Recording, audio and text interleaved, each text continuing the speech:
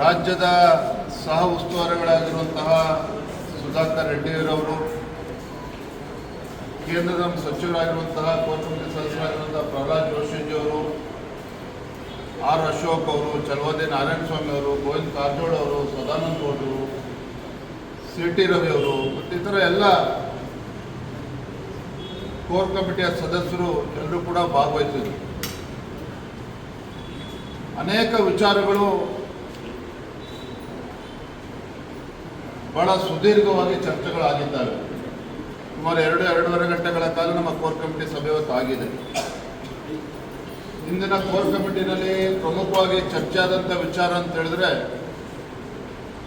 ಮತದಾರರ ಪಟ್ಟಿಯ ಪರಿಷ್ಕರಣೆ SIR ಏನು ಚುನಾವಣಾ ಆಯೋಗ ಕೈಗೆತ್ತಿಕೊಂಡಿದೆ. ಈ ಕಾಂಗ್ರೆಸ್ ಸರ್ಕಾರ ಅಧಿಕಾರಿಗಳನ್ನು ದುರ್ಬಳಕೆ ಮಾಡಿಕೊಂಡು ಇಡೀ ವ್ಯವಸ್ಥೆಯನ್ನ ಹಾಳು ಮಾಡುವಂಥ ಕೆಲಸ ಏನು ಮಾಡ್ತಾ ಇದ್ದಾರೆ. ಇದನ್ನು ನಾವು ಇನ್ನೂ ಹೆಚ್ಚು ಗಂಭೀರವಾಗಿ ತೆಗೆದುಕೊಳ್ಬೇಕು. SIR ರಾಜ್ಯದಲ್ಲಿ ವ್ಯವಸ್ಥಿತವಾಗಿ ಆಗಬೇಕು. ನಮ್ಮ ಕಾರ್ಯಕರ್ತರು ಕೂಡ ಇನ್ನೂ ಹೆಚ್ಚು ಸಕ್ರಿಯವಾಗಿ ತೊಡಗಿಸ್ಕೊಳ್ಬೇಕು ಅನ್ನೋದನ್ನು ಭಾಳಷ್ಟು ಚರ್ಚೆಗಳಾದವು.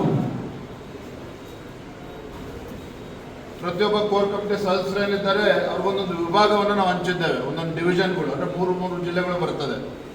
ಆ ಜಿಲ್ಲೆಗಳಿಗೆ ನಮ್ಮ ಕೋರ್ ಕಮಿಟಿ ಸದಸ್ಯರು ಪ್ರವಾಸ ಮಾಡಬೇಕು.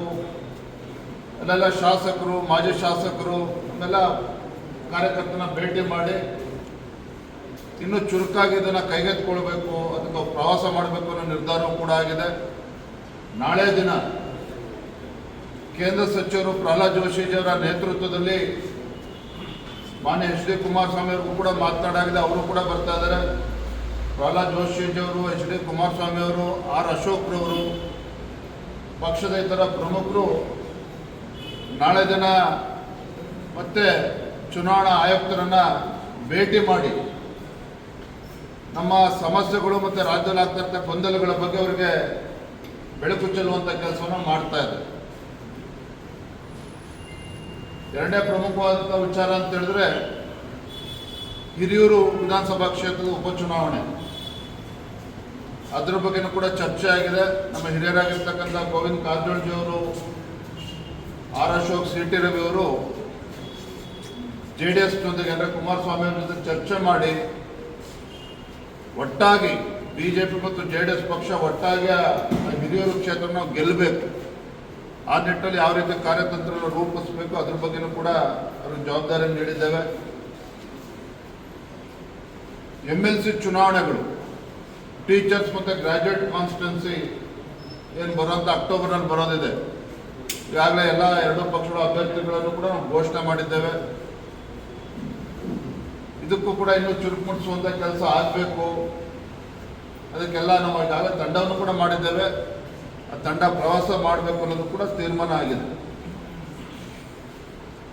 ಇದೆಲ್ಲದರ ಜೊತೆಗೆ ಬಹಳ ಪ್ರಮುಖವಾಗಿ ಪಕ್ಷದಲ್ಲಿ ಏನು ಕೆಲವು ಮುಖಂಡರ ಹೇಳಿಕೆ, ಪದೇ ಹೇಳಿಕೆಯನ್ನು ಕೊಟ್ಟು ಪಕ್ಷಕ್ಕೆ ಮುಜುಗರ ನಿರ್ಮಾಣ ಮಾಡ್ತಕ್ಕಂಥ ಸಂದರ್ಭಗಳೇನು ಸೃಷ್ಟಿ ಆಗ್ತಾ ಇದೆ, ಇದೆಲ್ಲದಕ್ಕೂ ಕೂಡ ಇತಿಶ್ರೀ ಹಾಕಬೇಕು. ಇನ್ನು ಹಗುರವಾಗಿ ತೆಗೆದುಕೊಳ್ಬಾರ್ದು. ಇದು ಕೂಡ ಬಹಳ ಗಂಭೀರವಾಗಿ ಚರ್ಚೆ ಆಗಿದೆ.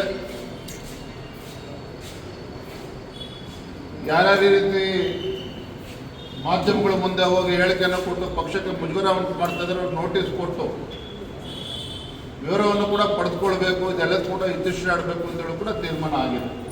ಇವೆಲ್ಲ ವಿಚಾರಗಳು ಕೂಡ ಬಹಳ ಸುದೀರ್ಘವಾಗಿ ಮತ್ತು ಒಳ್ಳೆಯ ರೀತಿಯಲ್ಲಿ ಎಲ್ಲವೂ ಕೂಡ ಚರ್ಚೆ ಆಗಿರುವಂಥದ್ದು ಕೋರ್ ಕಮಿಟಿನಲ್ಲಿ.